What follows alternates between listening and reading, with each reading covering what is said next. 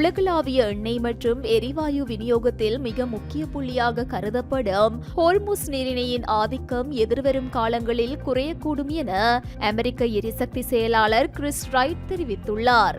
Saudi Arabia மற்றும் ஐக்கிய அரபு ராச்சியம் உள்ளிட்ட மத்திய கிழக்கு நாடுகள் புதிய குழாய் வழித்தட வசதிகளை மேம்படுத்தி வருவதால் வளைகுடா பிராந்தியத்திலிருந்து எரிசக்தியை ஏற்றுமதி செய்வதற்கு ஹோர்முஸ் நீரிணையை தங்கியிருக்க வேண்டிய அவசியம் இல்லாத வேறு வழிகள் உருவாகும் என அவர் சுட்டிக்காட்டியுள்ளார்.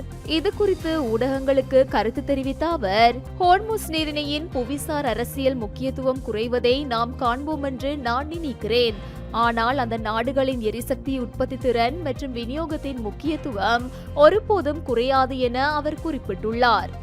வளைகுடா நாடுகள் அமெரிக்காவின் மிகச்சிறந்த நண்பர்கள் என்பதையும் உலகளாவிய எரிசக்தி சந்தையில் அவர்களின் பங்கு தவிர்க்க முடியாதது என்பதையும் அவர் இதன்போது வலியுறுத்தியுள்ளார். ஈரான் போர் மற்றும் ஹோர்முஸ் நீரிணை முடக்கம் காரணமாக பில்லியன் கணக்கான டாலர் இழப்புகள் ஏற்பட்டு வரும் சூழலில் இத்தகைய மாற்று வழித்தடங்கள் உலக பொருளாதாரத்திற்கு பாதுகாப்பை வழங்கும் என எதிர்பார்க்கப்படுகிறது. அந்த பிராந்தியத்தில் மீண்டும் செழிப்பு, அமைதி மற்றும் பொருளாதார வளர்ச்சி திரும்புவதை காண அமெரிக்கா விரும்புவதாகவும் அதன் ஒரு பகுதியாகவே இந்த எரிசக்தி போக்குவரத்து மாற்றங்கள் அமையும் என்று ரைட் நம்பிக்கை தெரிவித்துள்ளார். இந்த புதிய குழாய் வழித்தடங்கள் செயல்பாட்டுக்கு வரும் பட்சத்தில் கடல்வழி முற்றுகைகளால் ஏற்படும் எரிபொருள் தட்டுப்பாடு எதிர்காலத்தில் தவிர்க்கப்படலாம் என பொருளாதார ஆய்வாளர்கள் எதிர்வு கூறி வருவதாக சர்வதேச ஊடகங்கள் பலவும் தகவல் பகிர்ந்து வருகின்றமை குறிப்பிடத்தக்கது.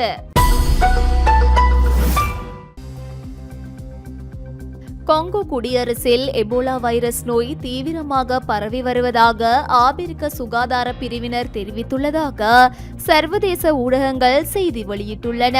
தற்போது வரை சுமார் 246 சந்தேகத்திற்கிடமான நோயாளர்கள் பதிவாகியுள்ளதுடன் அவர்களுள் 65 முதல் 80 வரையான நபர்கள் உயிரிழந்துள்ளதாக அந்நாட்டு சுகாதார பிரிவினர் தெரிவித்துள்ளனர். கடுமையான காய்ச்சல், உடல்வலி, வாந்தி, வயிற்றுப்போக்கு மற்றும் உடலில் இருந்து இரத்த கசிவு ஏற்படுதல் ஆகியவை இந்நோயின் முக்கிய அறிகுறிகளாகும். உலக சுகாதார நிறுவனத்தின் கூற்றுப்படி இம்முறை பரவி வருவது புண்டிபுக்கியோ எனப்படும் எபோலா வைரஸ் வகையாகும். இந்நோய்க்காக இதுவரை அதிகாரப்பூர்வமாக அங்கீகரிக்கப்பட்ட தடுப்பூசி எதுவும் இல்லாததால் நோயை கட்டுப்படுத்துவது பெரும் சவாலாக மாறியுள்ளதாகவும் குறிப்பிடப்பட்டுள்ளது. இந்நோய் அருகிலுள்ள உகாண்டா போன்ற நாடுகளுக்கும் பரவக்கூடிய அபாயம் காணப்படுவதால் சுகாதார பிரிவினர் தற்போது தீவிர நடவடிக்கைகளை மேற்கொண்டு வருவதாக சர்வதேச ஊடகங்கள் தகவல் பகிர்ந்துள்ளன.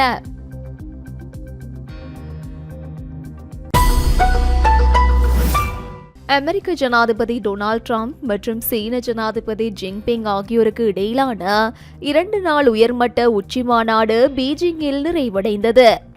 இந்த சந்திப்பு இரு நாடுகளுக்கும் இடையிலான உறவில் ஒரு வரலாற்று மைல்கல் என்று வர்ணிக்கப்பட்டாலும் பெரிய அளவிலான வர்த்தக ஒப்பந்தங்கள் குறித்து அதிகாரப்பூர்வ அறிவிப்புகள் எதுவும் வெளியாகவில்லை.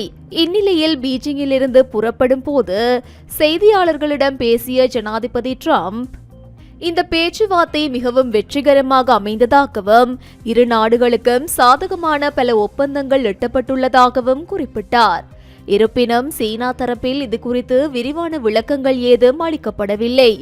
இந்த முக்கிய பயணத்தில் எலன் மஸ்க் மற்றும் என்விடியா தலைவர் ஜான்சன் ஹுவாங் உள்ளிட்ட 30க்கும் மேற்பட்ட அமெரிக்க முன்னணி நிறுவனங்களின் தலைமைச் செயல் அதிகாரிகள் ட்ரம்புடன் பங்கேற்றனர்.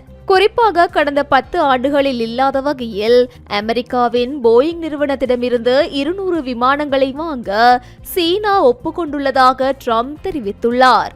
மேலும் இரு நாடுகளுக்கும் இடையிலான வர்த்தக சிக்கல்களை கையாளவும் வரி தொடர்பான பேச்சுவார்த்தைகளை முறைப்படுத்தவும் ஒரு புதிய வர்த்தக வாரியத்தை அமைக்க இரு நாட்டு தலைவர்களும் உடன்பட்டுள்ளனர். தொழில்நுட்ப துறையில் நிலவும் போட்டிகளுக்கு மத்தியில் செயற்கை நுண்ணறிவு மற்றும் செமிகண்டக்டர் சிப்கள் குறித்து விவாதங்கள் இந்த சந்திப்பில் முக்கியத்துவம் பெற்றுள்ளதாக சர்வதேச ஊடகங்கள் தகவல் பகிர்ந்துள்ளன.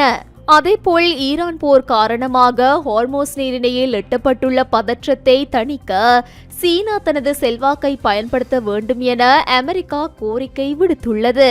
இதற்கு பதிலளித்துள்ள சீன வெளியுறவு அமைச்சு சர்வதேச கடல் வழித்தடங்கள் பாதுகாப்பாக இருப்பதை உறுதி செய்ய தாம் விரும்புவதாக தெரிவித்துள்ளது. வர்த்தக பேச்சுவார்த்தைகளுக்கு இடையே தாய்வான் விவகாரம் ஒரு முக்கிய முட்டுக்கட்டையாக அமைந்துள்ளது. அத்தோடு தாய்வான் விவகாரமே சீனா அமெரிக்கா உறவில் மிக முக்கியமான மற்றும் உணர்ச்சிகரமான விஷயம் என்றும், இதை தவறாக கையாண்டால் இரு நாடுகளும் நேரடி மோதலில் ஈடுபட நேரிடும் என்றும் ஜனாதிபதி ஷி ஜின்பிங் எச்சரிக்கை விடுத்துள்ளார். இந்த சந்திப்பை தொடர்ந்து எதிர்வரும் செப்டம்பர் மாதம் வெள்ளை மாளிகையில் நடைபெறவுள்ள 2வது உச்சி மாநாட்டிற்கு ஜனாதிபதி ஷி ஜின்பிங்கிற்கு ட்ரம்ப் அழைப்பு விடுத்துள்ளார். அப்போது நிலுவையிலுள்ள வர்த்தக ஒப்பந்தங்கள் குறித்து இறுதி முடிவுகள் அறிவிக்கப்படலாம் என எதிர்பார்க்கப்படுகிறது.